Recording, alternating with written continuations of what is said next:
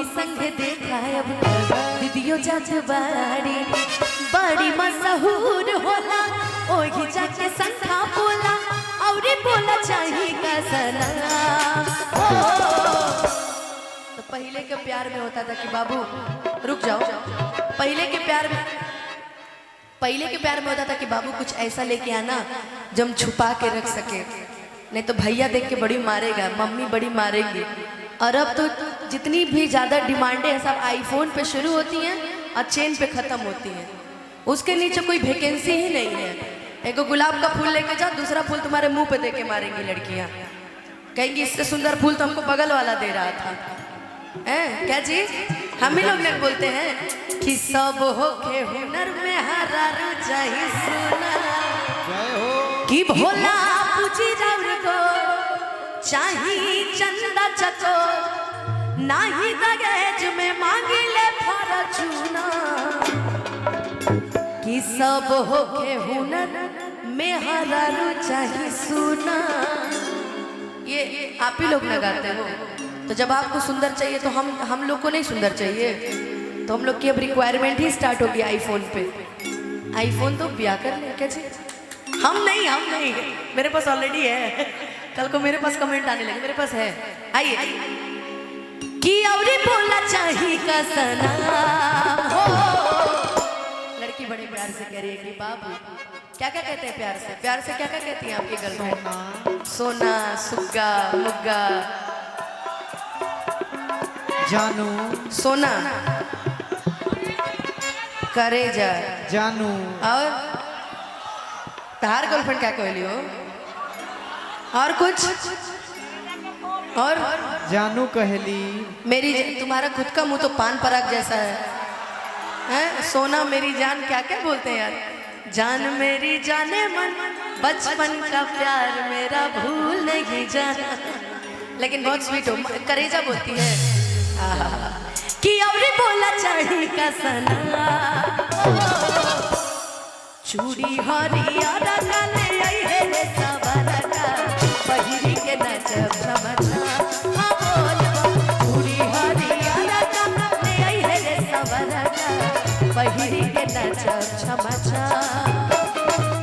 Sunday के सुना हम बुक पिया गारी मम्मी संग देखा दीदियो जात बारी बड़ी मशहूर होला ओही जाके संखा बोला और बोला चाहिए का सलाम। अब की जब सावन लगेगा तो चूड़ी खरीद दे देना। चूड़ी हरियारा काले आई है रे सहुबर का पहिरी के नचब झमझा। हाँ बोल चूड़ी हरियारा काले आई है रे सहुबर का पहिरी के नचब झमझा।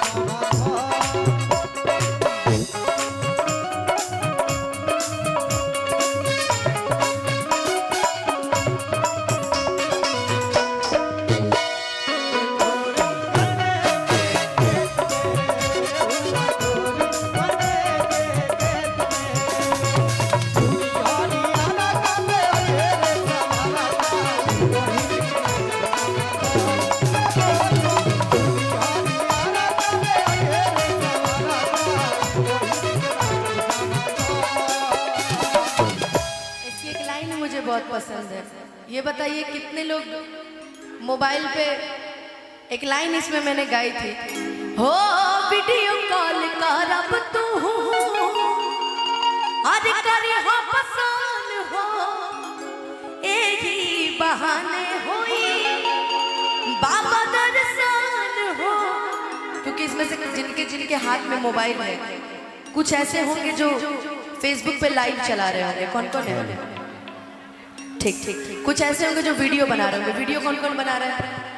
ठीक है। और कुछ ऐसे होंगे जो इंस्टाग्राम पे स्टोरी लगा रहे होंगे, मुझे मेंशन करेंगे कि me with singer Anupama Yadav. कौन कौन है ऐसा जो मुझे सुबह मेंशन करेगा? ओके, हाथ नीचे करो। और कुछ ऐसे भी होंगे जो थोड़ी देर पहले अपनी गर्लफ्रेंड को वीडियो कॉल लगाए होंगे और बोले होंगे कि देखा ना अनुपमा यादव गावत रही। कौन कौन है इसमें से? तुम हो? तुमने नहीं किया कि तो हर मम्मी पापा संघवे में जजी है हो घड़ी घड़ी कर फोन का कहीं है हो। अच्छा तुम्हारा नाम क्या है भाई? रोहित। कि जुग जुग जियत रहा सही ए रोहित अखिलेश। जय हो। हरे जैसन प्यार सबका के भोले बाबा दे। कि यार यार मोर सोना कितनी तुम अच्छी होना, तू ये दिन दूर रहब।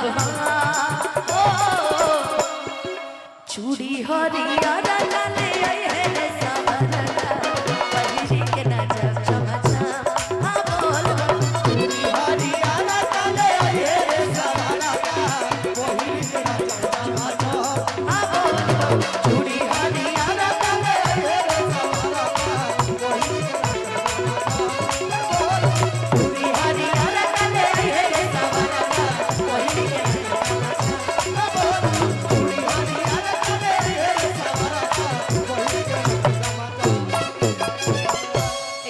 बोलेंगे सच्चे दरबार की जय हो। और माननीय मंत्री जी सम्मानित करेंगे अनुपमा जी को। हम चाहेंगे कि एक जोरदार ताली से